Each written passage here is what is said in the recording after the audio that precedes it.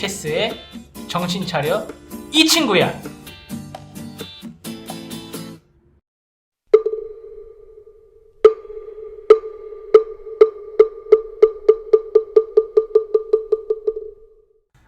야, 이제 코인 같은 거 절대 하지 말자고 다짐하면서 3,000배 한번 때리자. 아, 이 3,000배라. 스님, 이거 3,000배면 몇 시간 정도 걸리나요? 시간이 중요한 게 아니라 마음입니다. 그래도 대략 어느 정도인지 좀 궁금해서요. 되게 처음 하시는 분들은 8시간 정도 걸리지요. 아니, 그러면 똥도 중간에 못 싸요? 자기 생리현상 하나 통제 못하는데 무슨 수행을 합니까? 그럼 스님은 지금까지 한 번도 화장실에 가신 적이 없으세요? 저는 단 한 번도 화장실에 간 적이 없습니다. 자, 이제 시간이 되었습니다. 하시지요.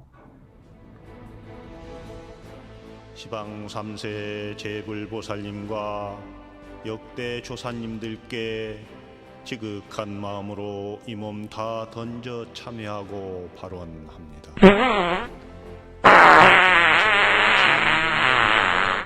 조용! 부처님 참된 어? 진리 등지고 저 아닌데? 나왔음을 참여합니다. 저도 아닌데. 더 크게 키워 참된 불자가 되고자 발심하여 불법승 야, 삼보의 나 아니야. 기도하며 야, 스님, 정성으로 혹시- 절을 올립니다. 스님 좀 이상하신데? 스님, 괜찮으세요? 말을 시키지 마시오. 뭐야? 이 냄새는 뭐지?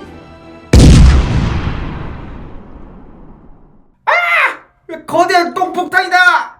에이, 스님이었어! 아이, 화장실 안 가신다면서요! 난 화장실 안 간다고만 얘기했어. 그냥 여기서 싸는 거지. 아이, 똥포탄이 절까지 무너진다! 도망쳐!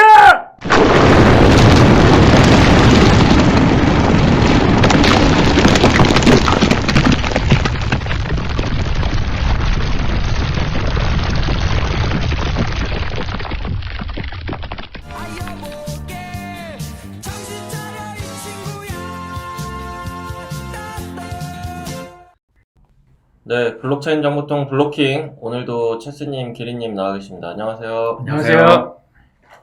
오늘 저희가 이제 약속을 하나 못 지켰는데, 원래 이제 방귀 효과로 이제 정의친을 짜기로 하셨는데, 갑자기 이제 우리 최 감독님께서 바꾸셨어요. 아니, 네. 이것도 방귀 효과죠. 대신 건물을 무너뜨리셨잖아요. 네, 건물을 무너뜨리셨는데, 뭐 이렇게 똥방구가 한 세트라고 할 수도 있으니까, 이게 사실 이게 영감을 준 사람이 저예요.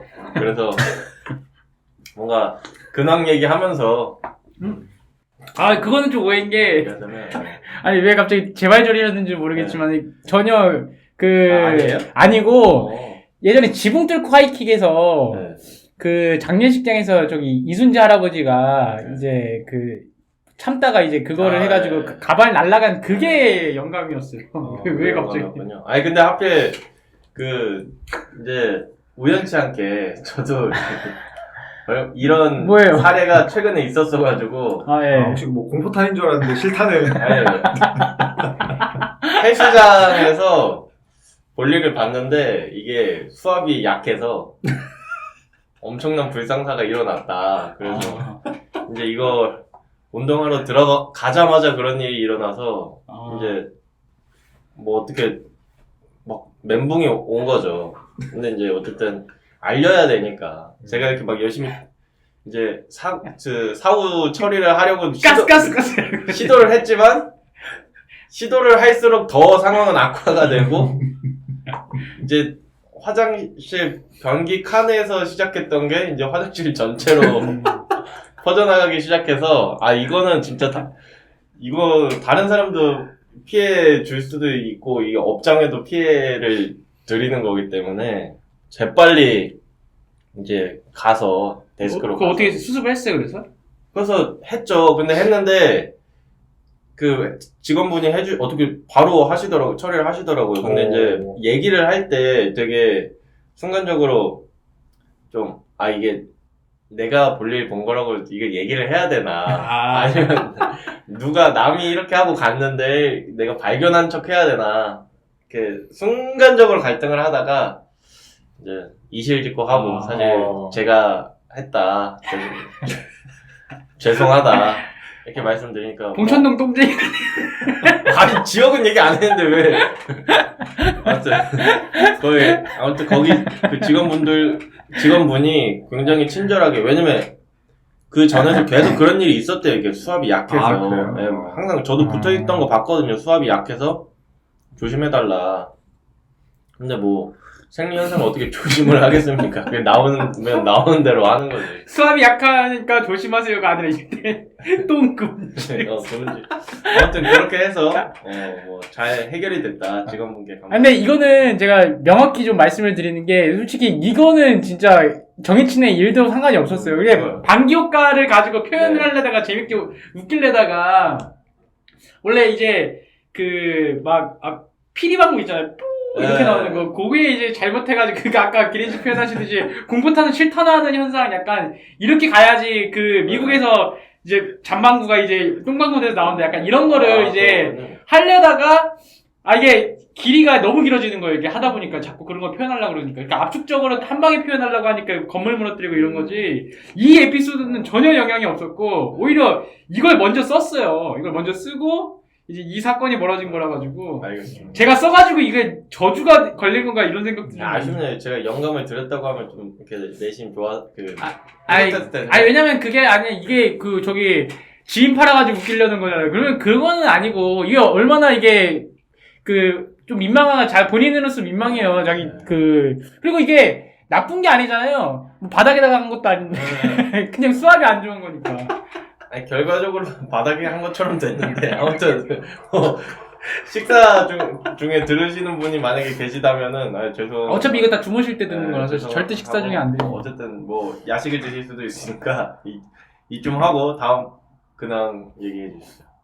저 이건 근황이 엄청 파격적이어가지고 이거보다 더 센 근황은 없을 텐데 저는 이제 그냥 강화도에 놀러 갔다 왔어요. 강화도에서 이제 동생들이랑 가서 고기 구워 먹고 했는데 그때 이제 다행히 이제 제가 바비큐를 구웠는데 뭐 거기에 음식 중에 김치찌개라고 김치랑 물이랑 섞은 김치물과 같은 김치찌개가 있었는데 어쨌든 그거랑 바비큐 2개가 있었는데 제가 그래도 이제 바비큐를 안 태워서 맛있게 먹었고 뿌듯한 김치찌개 그러니까 진짜 고기를 이제 잘 구우세요. 체스님이 잘 구우셔서 맛도 있고 이게 듣자니 그 김치찌개를 살려보고자 간장을 넣었는데 그것도 진간장이 그러니까 이제 뭔가 어차피 동생들은 안 들을 거니까 이제 편하게 말하는 거예요. 달달한 이제 생선조림 맛도 나고 그런 그러니까 찌개면은 약간 조합이 돼야 되잖아요. 근데 정말 모든 맛이 다 나. 그러니까 김치 맛도 나고 간장 맛도 나고. 아니 맛 자체는 뭐 먹을만했고 뭐 괜찮았는데 이게 분명한 건 김치찌개는 아니다.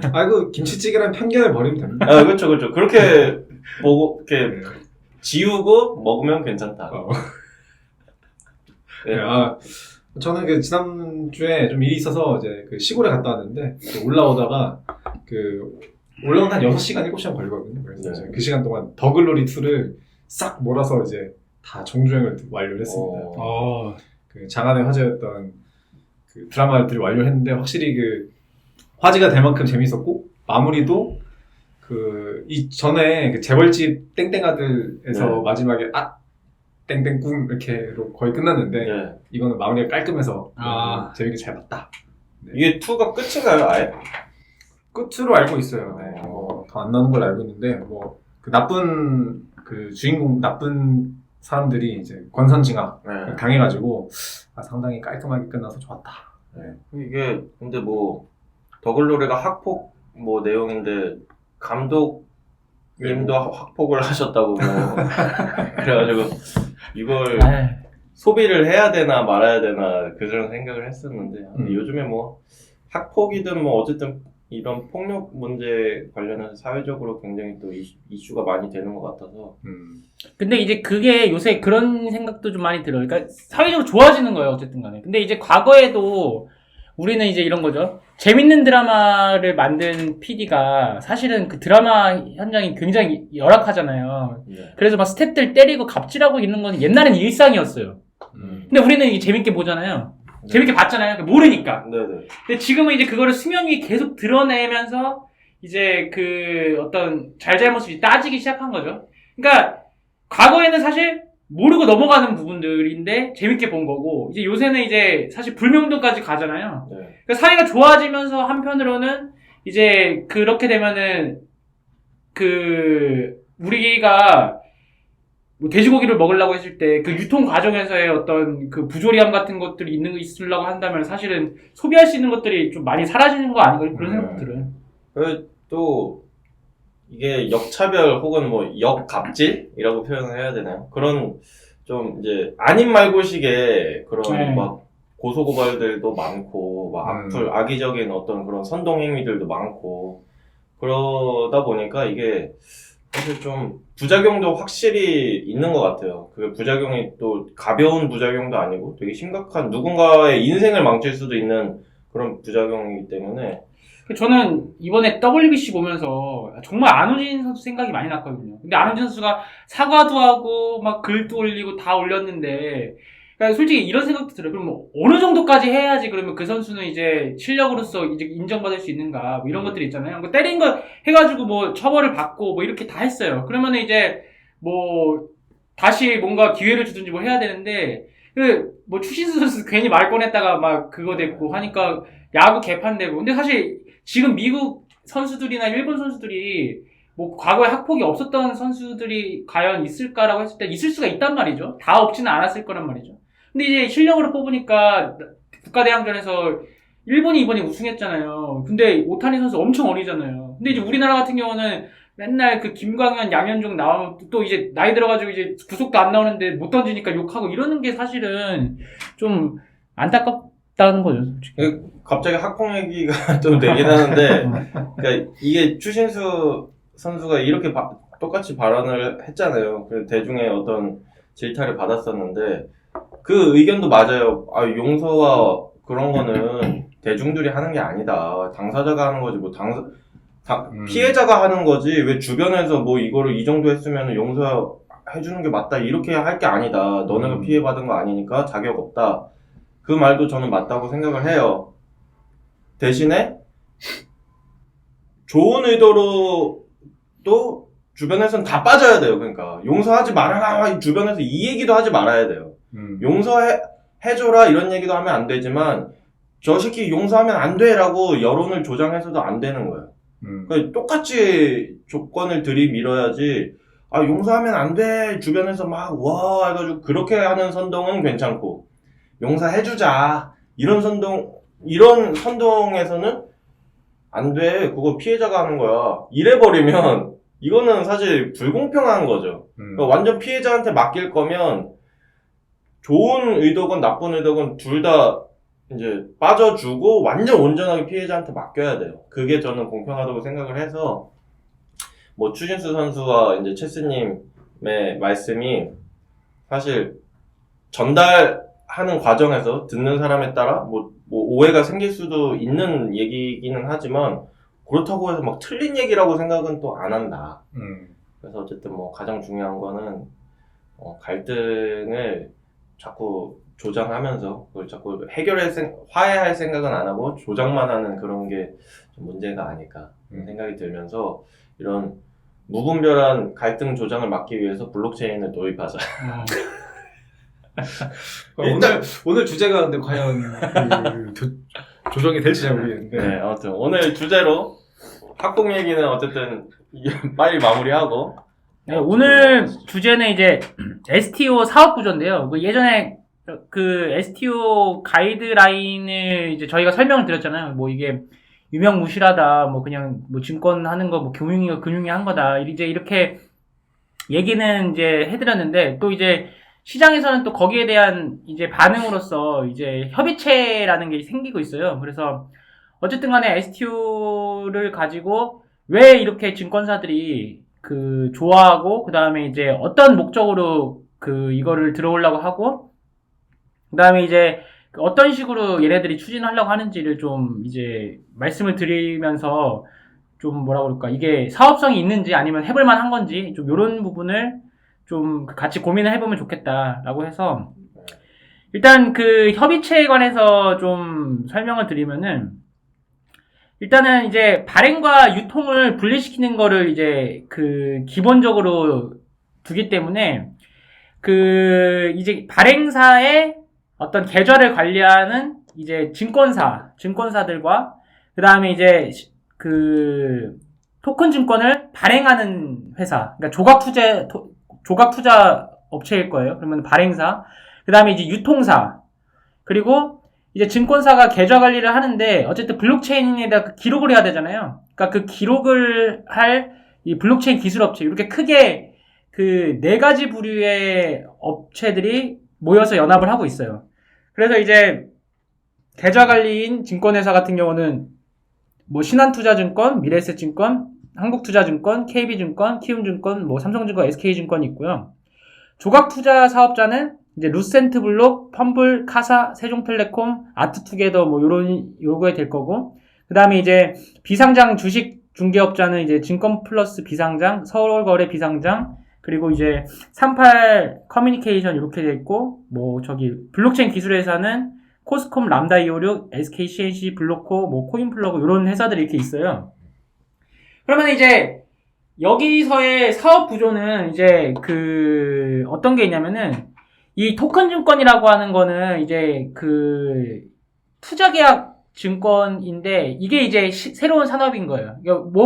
어떻게 새로운 산업이냐면은, 한마디로 조각 투자인 거예요. 이렇게 중고품 있잖아요. 휴대폰 있으면은, 이거를 1,000원에 사야 되는데, 200원을 5명한테 모집을 해서, 이걸 1,000원을 이제 이걸 한 다음에, 이거를 2,000원에 팔면은, 나머지 1,000원의 수익금을 이제 200원씩 나눠 갖는 그런 형태가 이제 투자 계약 증권 형태예요. 그러니까 이게 토큰 증권이라고 하는 거예요. 그래서 대표적인 게 그냥 조각 투자 이렇게 하면 되는 거고요. 그래서 종류는 뭐 공연 전시, 뭐 미술품, 뭐 한우, 뭐 웹툰, 뭐 영화 콘텐츠, 뭐 명품, 뭐 이런 것들이 있어요. 그래서 재밌는 거는 뭐 탄소 배출권 이런 것들 있잖아요. 탄소 배출권을 사가지고 이제 남한테 좀 비싸게 팔았을 때 수익금을 나눠 갖는다. 이제 이런 것들이 있어가지고, 기본적으로 이 형태가 뭐 기존에는 큰 금융상품이면은 이제 큰 액수만 가지고 이제 뭔가 투자를 진행하고 수익을 이제 받아야 되는데, 이제는 아주 작은 것들. 그래서 전 세계 모든 것들이 다 이제 증권화가 된다는 그런 이제 뭐라 그럴까, 사람들이 생각을 하고 있는 부분들이 있어요. 그래서 이런 지금 우리가 지금 녹음하고 있는 노트북도 만약에 이제 이게 만약에 지금 뭐 한 100만 원이다 치면은 100만 원어치를 이제 17만 모아가지고 이거를 이제 사놓은 다음에, 이 기린 씨가 만약에 이거를 150만 원에 팔았어요. 그리고 50만 원의 수익금을 나눠 갖게 되는 거예요. 똑같이 적용될 수 있어요. 부동산도 마찬가지고, 뭐 이런 가방도 마찬가지고 다 똑같아요. 그러니까 싸게 사서 이제 비싸게 파는 거예요. 그래서 음원도 마찬가지로 음원 저작권이 이제 A가 가지고 있었는데 그거를 B한테 비싸게 팔았다 그러면 그만큼의 수익금을 나눠 가질 수 있는, 요게 이제 메인 컨셉이라서, 이제 이 세상에 있는 모든 것들이 투자 가치가 있다고 생각하면은 이제 돈 모아서 투자 가치에서 이제 비싸게 팔 때 이제 수익을 나눠 가질 수 있다. 이 취지인데, 이제 지금 시장에서 나오고 있는 우려는 뭐냐면은, 이 노트북 하나 팔려고 하는데 여기서 증권사 들어오고, 그 다음에 여기 뭐 발행사업자 들어오고, 뭐 이거 유통은 딴 데서 하고, 그 다음에 이제 블록체인에다가 또 기록하고, 이 노트북 한 대 기록하는데 그 많은 업체들, 이 큰 업체들이 모여가지고 이거를 거래한다고 한들 이 수익이 남겠냐, 그런 이제 비판이 이루어지는 거죠. 이런 뭐 가방 이런 것들은 뭐 사실 1대1로 이제 거래해도 충분한 거고, 이런 복잡한 시스템이 없는데 과연 그게 얼마만큼의 이제 수익성이 남을 거냐. 두 번째는 실제로 이렇게 다양한 상품군을 취급을 한들 그게 이제 큰 수익이 날 수 있느냐라는 문제인 거죠. 그러니까 뭐 노트북을 산다고 해가지고 이게 뭐 2배, 3배 이렇게 가기는 어렵잖아요. 그래서 현물 같은 경우는 가치 상승에 이제 한계가 있는데 그거를 이제 과연 그 상품군이 되게 많아질 수 있을까?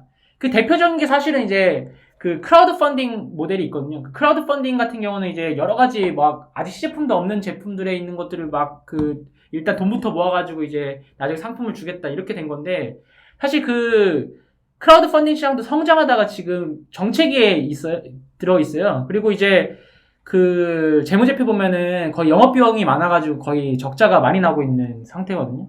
지금 여기 미술품 같은 경우도 이제 A라고 하는 그림을 사가지고 이제 그 비싸게 팔면은 이제 그거를 그 나눠 갖는 취지인데 미술품 자체가 사실 많지가 않고 그 다음에 그거를 사실 소비를 하는 사람들이 적고 그리고 투자를 하려고 그러면 뭐 정보가 있어야 되는데 사실 그게 거의 없는 상태에서 이렇게 하려고 하니까 그 미술품을 이제 사고 파는 회사들 자체의 매출이 그게 크지가 않은 상황이에요. 그거를 이제 이렇게 그 토큰 증권으로 한다고 한들 과연 그게 뭐 10배 성장이 되느냐 뭐 이런 문제가 있는 오히려 시장을 더 작게 만들 수 있는 우려가 있다. 이제 그런 이제 취지의 약간 그 우려 섞인 목소리들이 좀 많이 있어요. 요게 이제 전반적인 저는 일단 이게 뭐 왜 필요한지에 대해서 일단 좀 해소가 안 돼요. 그러니까 미술품 조각 투자만 해도 뭐 가장 STU에 어울리는 게 저는 부동산이나 뭐 미술품 이런 거라고 생각을 하거든요. 노트북 이런 거는 솔직히 좀 억지고 미술품, 부동산 이런 거라고 생각을 하는데 왜냐면 개인이 소유하기에 너무 이제 큰 금액대나 뭐 이런 것들 그런 것들은 조각 투자를 하는 의미가 있는데 그렇다고 하더라도 이게 뭐 한두 명이서 사는 게 아니라 막 엄청난 이해관계인이 섞여서 버리면은 솔직히 이걸 누가 소유했다고 하는 거며 이걸 그러면 도대체 왜 그렇게 사람 모아가면서 이렇게 투자를 하느냐 결국 뭐 그냥 돈 벌려고 뭐 말은 투자인데 뭐 투기나 투자 그 사이에 어딘가예요 이게 결국에는. 그래서 결국에는 그 의도 자체도 그냥 돈놀이 하겠다는 것밖에 안 되고 뭐 소유의 개념도 모호한 그런 방식인 것 같은데 이게 뭐 꼭 이제 크립토가 아니어도 원래 이런 개념이 있으니까 뭐 그쵸. 건물도 뭐 다 그렇게 소유하고 이런 게 있으니까 뭐 할 말은 없습니다만 그냥 기존에 있는 것들을 굳이 뭐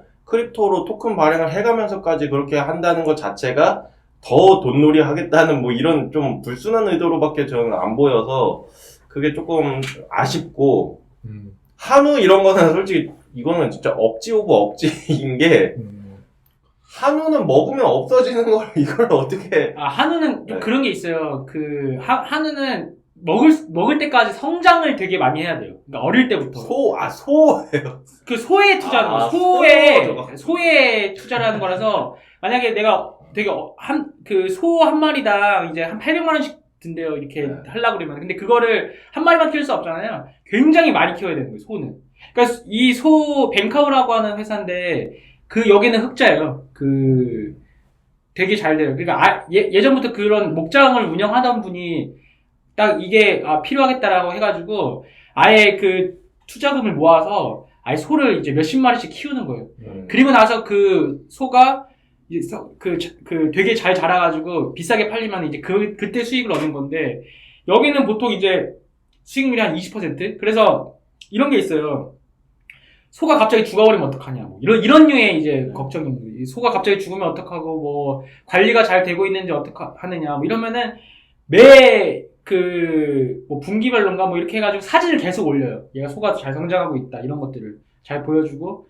그래서 이제 얘가, 다 크면은, 이제 소는 경매하잖아요. 경매에서 비싸게 팔리면 그 수익금을 나눠갖는 그런 형태죠. 그러니까 소 같은 경우는, 저는, 네, 괜찮은 것 같아요. 어쨌든 뭐 이게 NFT를 하는 이유는 말씀하신 것처럼 어쨌든 뭐 NFT하고 다른 STO로 하는 이유는 이제 뭐 그런 어떤 그 추적이라든지 관리라든지 뭐 기록이라든지 분배라든지 이런 거를 좀 한 번에 편하게 하기 위한 뭐 그런 장점은 좀 있을 것 같은데 저는 이 모델 자체가 물론 이게 지금 딱 처음 만든 거니까 협의체 뭐 지금 뭐 이제 얘기를 하기 시작한 거고 뭐 한 거기 때문에 괜찮지만 너무 기존에 있는 시장을 가지고 그냥 크립토로만 바꿔보겠다라고 한다면, 너무 쉽게 그렇게 가려고 한다면 이 모델 역시도 굉장히 실패할 확률이 높다고 보여지고, 그 전에 ICO나 여러 가지 이제 토큰 프로젝트들이 실패한 사례가 기존에 있던 거를 별다른 그 고민 없이 그냥 그대로 그냥 크립토로만 바꿔서 했기 때문에 실패를 했으니 이번엔 좀 다르게 했으면 좋겠다 이런 생각이 좀 많이 들어요. 사실 이게 뭐 처음이니까 뭐라도 일단 해보자는 취지로, 그리고 STO 법안이 이제 통과가 되니까 좀 뭔가 선점을 하기 위해서 어떤 좀 모델이라도 먼저 만들어 보자, 간단하게, 그것까지는 이해는 합니다. 근데 이제 너무 지금 막 이런저런 막 업체들 다 껴가지고 하면 나중에 진짜 그거 쳐내는 것도 일이잖아요. 그렇게 가볍게 가는 것도 좀 저는 괜찮은 방법이라고 생각을 하는데, 지금 뭐 아까 불러주신 데만 해도 뭐 한우 뭐 이것저것 막 되게 많이 있는 거 보고서는 굉장히 우려스럽더라고요. 저 한우 한 마리 800만 원인데 그거 솔직히 SK도 들렸고 뭐 람다도 있고 업비트도 들어와 있고 두나무도 들어와 있고 한데 그 800만 원 나눠 가진 걸로 그 기업이 그거 뭐 입에 풀칠이나 하겠냐고요. 근데 이제 너무 많다 그 생각이 좀 들기도 하고.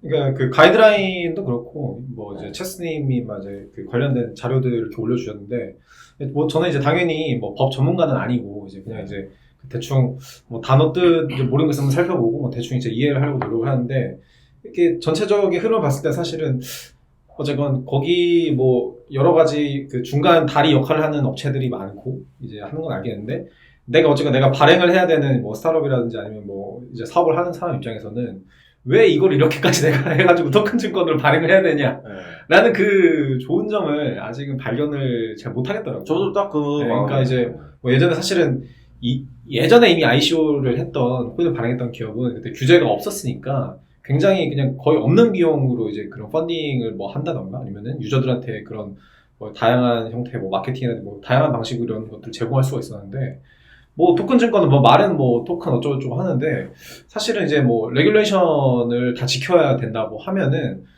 굳이 뭐 블록체인 안 써도 원래 그 기존의 서버 막 블록체인 업계에서는 서버 나쁘다고 하지만 뭐 서버로 하는 게 훨씬 빠르고, 그다음에 규제 범위 안에서는 서버로 구현할 수 있는 것들이 훨씬 더 자유롭고 많아요. 더 잘 돼 있고, 블록체인 쓴다 하더라도 뭐 토큰 증권이라는 그 자본시장법 규제 아래에서 그 법을 지켜야 된다면은 어쨌건 뭐 지켜야 될 거 다 만들어야 되거든요. 뭐 그게 뭐 블록체인을 연동해서 만들든 뭘 연동해서 만들든 다 만들어야 되기 때문에 뭐 그게 뭐 블록체인 바꾼다고 뭐 지금 비용 절감 효과가 나오는지 안 나오는지 사실 명확하지가 않고. 그러니까 지금 이 업체들이 아까 뭐 3개, 4개 이렇게 했을 때는 일단은 롤하고 수익 분배부터 사실 상당히 어려울 거잖아요. 서로 이제 그렇죠. 지금 이 뭐 기사들 매일 나오는 거 보면 STO 금광러시 막 이렇게 해가지고 막 다 나오는데 누가 먹고 사냐 이렇게 하는데, 제가 봤을 때는 여기서 블록체인 기술업체는 가장 약자입니다. 왜냐면은 블록체인 기술업체는 사실 쓸모가 없어요. 제가 봤을 때는. 제품 없으면 뭐 할 게 없으니까.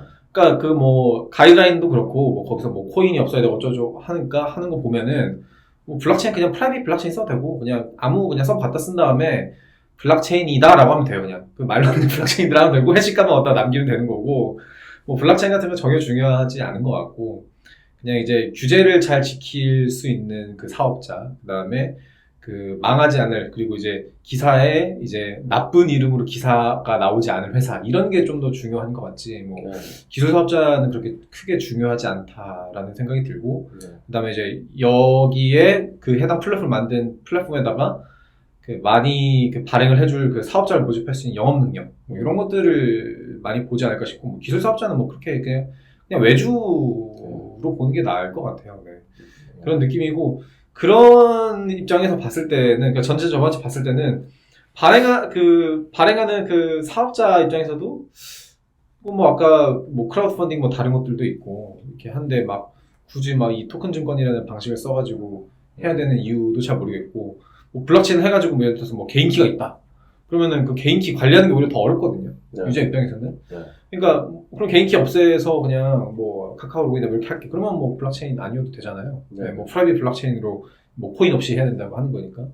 그러면은 뭐 어디서 비용 절감이 비용 절감이 나오는 건가 약간 이런 생각도 들고 그다음에 제가 이제 소비자 입장에서도 사실은 소비하는 입장에서도 그 막 코인 시장이 굉장히 떴던 거는 주식 시장에 비해서 이제 굉장히 그 큰 진폭 그다음에 좀 더 되게 자유로운 거래 방식 뭐 24시간 뭐 이렇게 하고 이런 것들이 있었던 건데 이제 이게 규제 시장으로 들어오면은 사실상 그런 것들이 다 제한을 받으니까 기존의 그 아까 업비트에서 만들었던 그 뭐 비상장 플러스 그거 있잖아요. 뭐 플러스 아무튼 그것도 있는데 비상장 거래소는 보면은 그렇게 잘 거래가 활발히 일어나진 않아요. 그 비상장 그 거래소 들어가 보면은 그러니까 이제 지금 어쨌건 이 작은 토큰 증권들은 비상장 중에 비상장인 거니까 사실은 이제 이렇게까지 막 뭐 규제 안으로 들어오는 건 좋은데 그게 막상 이렇게까지 와 뭐 골드러시 할 정도 했을 때는 딱히 그렇죠. 딱히 뭐 이제 어쨌건 먹거리가 지금 많이 줄어들고 있잖아요. 뭐 미래 산업에 대한 먹거리가 줄어들고 있으니까 뭐 새로운 먹거리를 찾는 방편에서는 괜찮은데 기존 시장에 비해서는 뭐 크게 이게 장점이 있을까? 모든 그 여러 가지 측면에서 장점이 있을까? 약간 이런 생각이 좀 들긴 합니다. 지금 이제 시장에서 요구하는 게 두 가지예요. 첫째가 발행과 유통을 분리시키지 말자. 그러니까 발행 사업자 유통까지도 할 수 있게끔. 그래서 이제 조각 투자라고 치면은 그냥 한우면은 그 뱅카우에서 그냥 발행하고 거기서 사고 팔 수 있게끔. 그래서 비상장 거래소 안 거치고 블록체인 업체 안 거치고 그냥 딱 계좌랑 딱 그것만 있게끔 하는 거고요. 두 번째는 이제 퍼블릭 블록체인을 허용해라. 그게 이제 가장 큰 이유가 지금 방금 기린 씨 말씀하신 유동성 증가 때문에. 그러니까 이게 해외 자금이 들어와야 되는데 해외 자금이 지금 못 들어오고 있는 게 문제인데 지금 그거를 이제 크립토로 열어둬야지 이제 이게 된다. 근데 이제 금융 입장은 이제 그거더라고요. 예를 들어서 이더리움을 이제 허용하게 되면은 이더리움은 국내에서 합법적인 체인이 되는 거잖아요. 그러니까 사람들이 거기에 이제 그게 마케팅으로 잘못 이용될 수 있다라는 거죠. 그러니까 그렇게 되면은 여기서 허가를 주면 막 폴리곤을 허가했어. 뭐 아니면 이상한 체인을 허가했어요. 아무튼.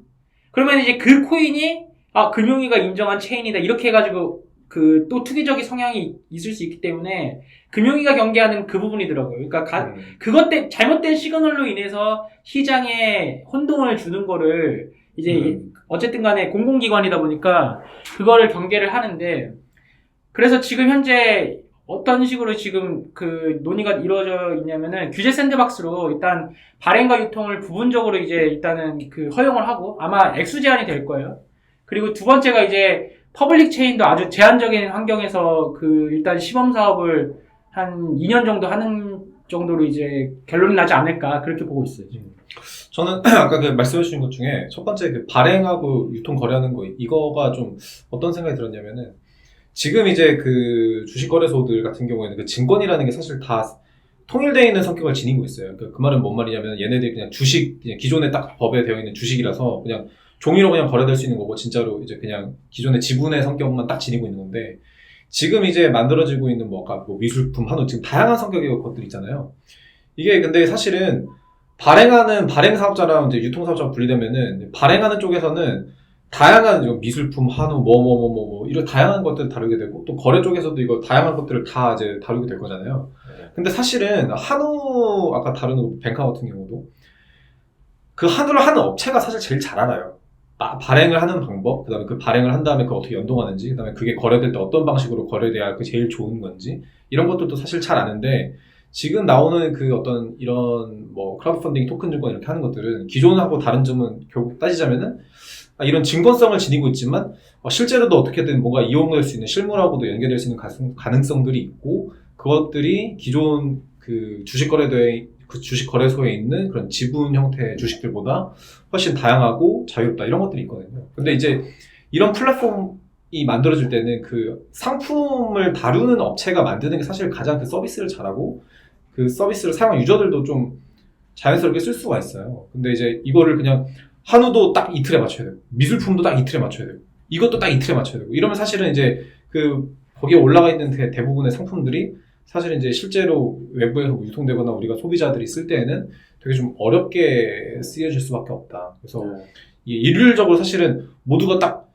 투자해서 가격 오르면 팔면 수익 얻는 거 이게 끝이 아니라 되게 다양한 형태로도 많이 쓰이고 있거든요. 이게 뭐 당연히 가격이 올라서 리셀하면 리셀도 하는 건데 그걸 중간에 사용하는 경우도 많고 네. 그다음에 뭐 기존에 뭐 ICO 지금 하는 코인들도 사실은 뭐 코인 가격을 팔다 이렇게 하지만 저 같은 개발자 입장에서는 그 코인들 충분히 사용하고 있거든요. 네. 그걸 개발할 때라든지 뭐 스마트 컨트랙트 사용할 때 뭐 수수료도 얼마든지 사용하고 있고 뭐 다른 뭐 토큰들도 지금 어쨌건 사용처가 없는 게 아니에요. 사용처가 다 있는데 뭐 사용 그렇게 잘 되지는 않으니까 뭐 그냥 샀다 팔았다 하는 건데 그런 측면에서는 사실은 발행하는 사업자가 뭐 모든 상품을 다 발행만 여기서 다 하고 그다음에 유통은 여기서만 유통 다 하고 이런 것들이 사실은 실제 이걸 사용하는 소비자 입장에서는 그렇게 아름답지 않을 수 있을 것이다. 어색한 부분이 있을 것 같네요. 네, 네, 네. 사업 구조적으로 다 다르니까. 그렇죠. 네. 그런 생각이 좀 들긴 듭니다. 네. 그럼 뭐 이런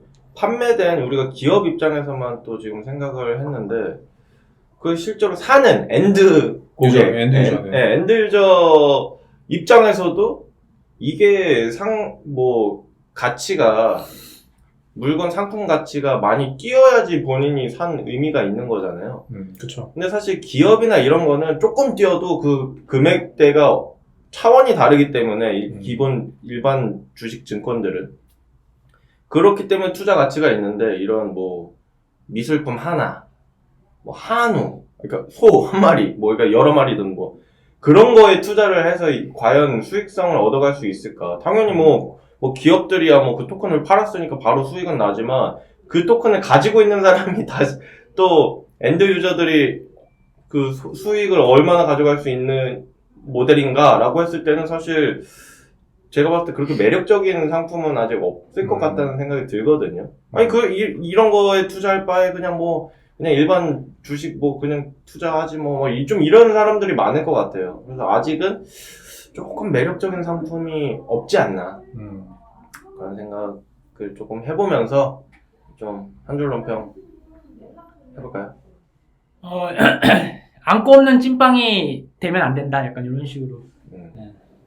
저는 우리 블로킹은 엄하게 키우는 편이라 그렇지 항상 응원한다. 저는 답답. 네. 아니 왜 어제 이제 이게 자료들을 보면서 그 생각을 했어요. 되게 많이 자료들이 올라와요.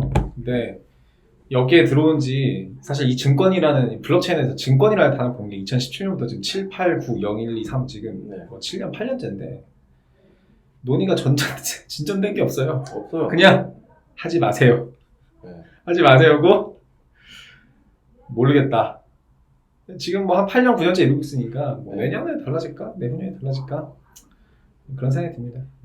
네, 여러 가지 의미의 답답이죠. 규제에 대한 답답도 있고, 규제를 받아들인 어떤 사업자들이 내놓은 결과물도, 해결책도 답답하고, 좀 여러 가지로 답답한 부분인데, 그렇다고 해서 마냥 우리가 비난만 할 수는 없으니, 어느 정도 응원도 하고, 하면서 다 함께, 이 시장이 잘 되길 바라는 마음으로 가야 하지 않나 싶습니다. 네, 오늘 블로킹 290화는 여기서 마무리하도록 하겠습니다. 다음 주에도 알찬 주제와 또 드러블로 돌아오도록 하겠습니다. 두 분 고생 많으셨습니다. 감사합니다. 감사합니다.